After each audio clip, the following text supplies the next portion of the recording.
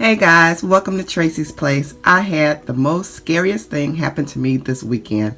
My phone would not turn back on. I had the screen of death, as they say, the black screen of death. And the little white circle was just circling around in the middle, and I couldn't turn it off, couldn't turn it on, couldn't get it to react, to respond, or anything.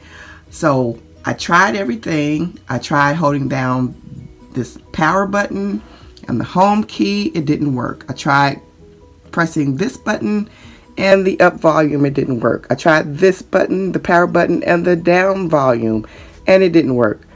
What I learned was that, and I prayed before I did it, and nobody else, I didn't see this on any other videos.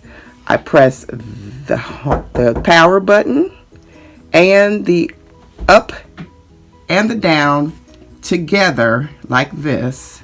I'm doing a reenactment.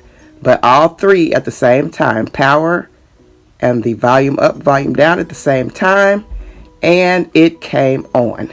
So, I don't know if that's a new thing or what, but that worked for me. Alright guys, thanks for watching. I hope this helps someone. Have a great day.